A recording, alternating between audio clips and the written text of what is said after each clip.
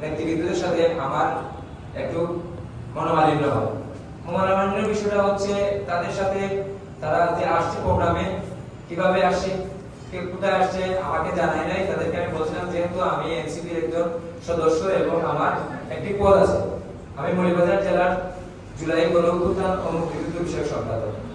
তখন তারা আমাকে বলে তোমাকে তো আমরা জানাবো বললেও নাসিরউদ্দিন পাটোয়ারি এবং সার্জিস আলম আসার আগ পর্যন্ত আমাকে পুরো ঘটনা বা কোনো রুট ম্যাপ আমাকে জানানো হয়নি। এরপরও আমি তাদের প্রোগ্রামে এসেছি এবং আমার দলের নেতা কর্মী বা সদস্যবৃন্দ যারা ছিল সবাই এসেছিল। তো 26 তারিখ সকাল 11টার দিকে যখন আমরা কুলাউড়ার উদ্দেশ্যে রওনা হই, তখন এহসান জাকারিয়া এনসিপি সিনিয়র যুগ্ম আহ্বায়ক আর সদস্য সচিব রুহুল আমিন, উনি আমাদের ছাত্র শক্তির ছেলেরা যখন আসে তাদের গাড়িতে জায়গাও নাই। আমরা বলছিলাম আমাদেরকে গাড়ি তো 15টা দেওয়ার কথা, তাহলে আপনারা 6-7টা আনছেন কেন? তখন উনি বলছিলেন আমাদের ছাত্র শক্তির দরকার নেই।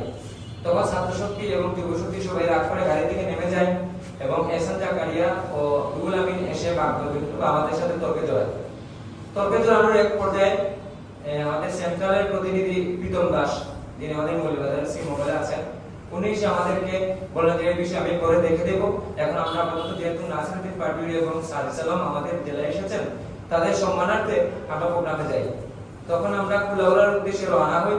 কুলাউড়ার উদ্দেশ্যে রওনা হওয়ার পরে রবির বাজারে আমরা সেখানে জুম্মার নামাজ আদায় করি। জুম্মার নামাজ আদায় করার পর আমরা চট্টগ্রামের সীমান্তে একটি সমাবেশ ছিল, চাতলাপুর ঘাট যেটা, ওইখানে সীমান্ত সমাবেশ শেষ করে আবার কুলাউড়ায় যাওয়ার কথা। কুলাউড়া থেকে একটা যোগদান অনুষ্ঠান ছিল সন্ধ্যার পরে কুলাউড়া উপজেলায়। তখন আমরা 5টা গাড়িতে 2টা গাড়ি অলরেডি মৌলভীবাজার চলে আসে এবং আমাদের যে 3টা গাড়ি একসাথে ছিল লোহা গাড়ি, এখানে আমরা প্রায় 15-20 জন ছিলাম, 15-20 জনের মতো ছিলাম। তো আমরা সম্পূর্ণ করে আসার পরে যখন গাড়ি ড্রাইভার মৌলভীবাজার থেকে মুভ করে, তখন আমরা গাড়ি ড্রাইভারকে বলি আমরা তো কুলাউড়া যাওয়ার কথা, তুমি মৌলভীবাজার যাচ্ছ কেন? তখন সে বলে যে এহসান জাকারিয়া এবং রুহুল আমিনের নির্দেশনা আপনারা কাছ থেকে আমরা মৌলভীবাজারে নামে দেওয়া আসার জন্য কুলাউড়ায় যাওয়ার কোনো ইয়ে নেই।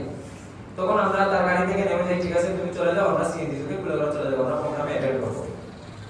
তখন এই মুহূর্তে হঠাৎ দেখি নাসিরউদ্দিন পাটোয়ারির বাইরের গাড়ি এবং পদযাত্রা আসতেছে।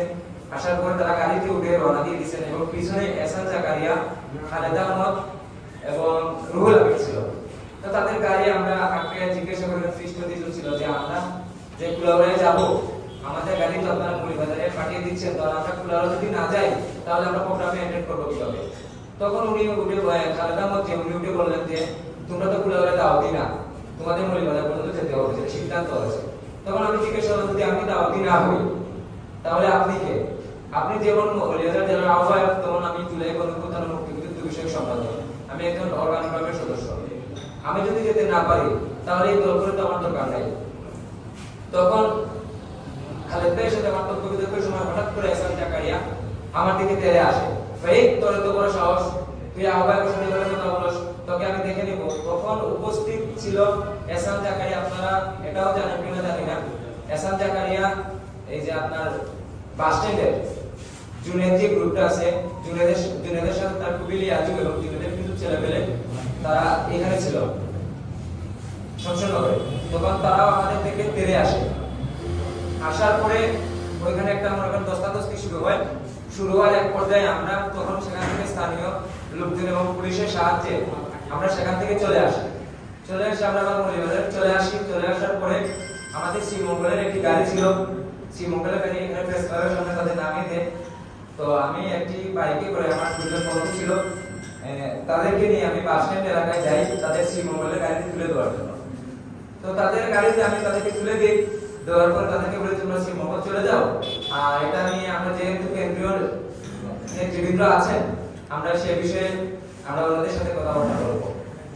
তখন হঠাৎ করে মানে ওই যে আমার বন্ধুর সাইকেলে একটু সমস্যা হতো, আমরা বলছিলাম যে ওই পাশে দিয়া কুদালিপুরের পাশে একটা ওয়ার্কশপ ছিল, গাড়ির ওয়ার্কশপ, ওইখানে আমার একটা বন্ধু আছে, তার কাছে ঠিক করে নিল। তো ওইখানে যখন যাই কিন্তু গানটা বন্ধ পাই, তো ওইখানে জুনেদ নামে একজন ছেলে, সে আমাকে দাঁড়া করায় বলে যে ভাই আপনার আজকে প্রোগ্রাম ছিল কুলাউড়ায়, তো ওইখানে কি হয়েছে?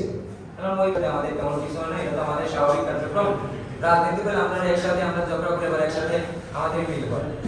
তখন হুট করে পিছন দিয়ে একটা সিএনজি আসে, প্রায় 10 মিনিট আমাদেরকে সে আটকা রাখে, ঠান্ডা ঠান্ডা করে আমাদেরকে বুঝিয়ে দেয়। দেওয়ার পর একটা সিএনজি আসে, সিএনজি থেকে 4 জন লোক নামে, তাদের আমি চিনি না, হয়তো সিসিটিভি ফুটেজ দেখে তাদের জানতে পারে, ওরাও দুনিয়াদের লোক।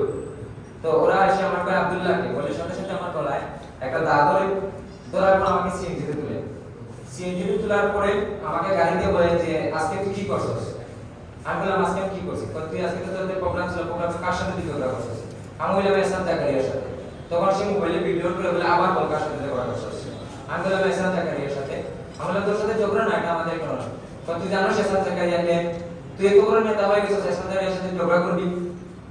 তো এই বিষয়ে মনে হয় আমাকে যখন তারা সিএনজি করে তুলে নিয়ে আসে, তখন আমার দুজন বন্ধু তখন থানায় যোগাযোগ করার পর ওসি স্যারের নির্দেশে তখন পুলিশ ফোর্স বের হয় আমাকে উদ্ধার করার জন্য। জুনেদের বাসা সহ বিভিন্ন বাসায় তারা হানা দেয়। হানা দেওয়ার পরে তারা খবর পায় আমি শ্রীমঙ্গলের দিকে যাচ্ছি, তখন তারাও শ্রীমঙ্গলের দিকে আসে। তখন আমি সিএনজি বসা অবস্থায় তাদের কাছে 2-3 বার ফোন আসে যে পুলিশ তোমাদের পিছে আছে। আমাকে বলে তোমার তো বাবু করে লিখ, তো তোমাকে তখন ছেড়ে দেওয়া যাবে না, তোমাকে তখন হত্যা করতে হবে। তোমাকে যখন ছেড়ে দিই তাহলে এখান থেকে অধিকারীও বাঁচবে না, আমরাও বাঁচবো না, তোমাকে তখন হত্যা করেই আমরা এখান থেকে যাবো। তখন আমাকে সে বৈরব বাজারের দিকে নিয়ে যায়। বৈরব বাজারের দিকে যখন একটা ব্রিজ, অনেক ভিতরে যাওয়ার পর একটা ব্রিজ ছিল, বাঁকা ব্রিজে উঠে নেই, তখন গাড়িটা সে আবার ঘুরায় বা তাড়াতাড়ি কোনো নির্জন জায়গায় যাও, তাকে যদি এখানে হত্যা করে না যাই তাহলে আমরা সবাই ভেসে যাবো, কারণ পুলিশ আমাদের পিছনে আছে।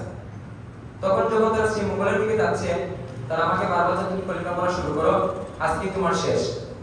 এই কথা বলতে যখন তারা আবার ফোন করছে পুলিশ মৌলভীবাজারে, পুলিশ পিছনে আছে, তাদের ধাওয়া দিচ্ছে।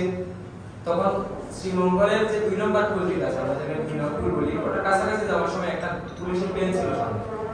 তখন ভ্যান দেখার পর তারা গাড়ি থামিয়ে আমাকে ধাক্কা মেরে ফেলে দেয়। ফেলার পরে আমাকে একটা কূপ দেওয়ার চেষ্টা করে, আমি দৌড়িয়ে পালিয়ে আসি এবং আমরা দৌড়ে আসার পর বলে যে এখানেই শেষ না, তোমাকে শেষ করবো, তুমি এটা মনে রেখো, তুমি এহসান জাকারিয়ার সাথে লাগছো। তারপর আমি একটা টমটমে উঠে আমি সরাসরি থানায় চলে যাই। থানায় গিয়ে মৌলভীবাজার ওসি স্যারকে ফোন দিই। ফোন দেওয়ার পর ওসি স্যার সাথে সাথে তাদের যারা শ্রীমঙ্গলে যাওয়ার মানে আমাকে ফলো করছিল যে তারা আমাকে শ্রীমঙ্গল থেকে নিয়ে থানায় নিয়ে আসে। এরপরে আমি থানায় আসার পর দেখি যে আমার যে এহসান জাকারিয়া আমার সেন্ট্রালে কিছু করে মানে ভুল ইনফরমেশন দিয়ে, এবং আমাদের খালেদা আহমদ ভাই এবং রুল আমিন ভাই তারা কিছু ভুল ইনফরমেশন দিয়েছে। দেওয়ার কারণে তারা বলছে যে আমি শৃঙ্খলা ভঙ্গ করেছি। তখন আমাকে 3 দিনের অব্যাহতি আমাকে সাময়িক অব্যাহতি দেওয়া এবং 3 দিনের ভিতরে আমাকে জবাব দেওয়ার জন্য বলে।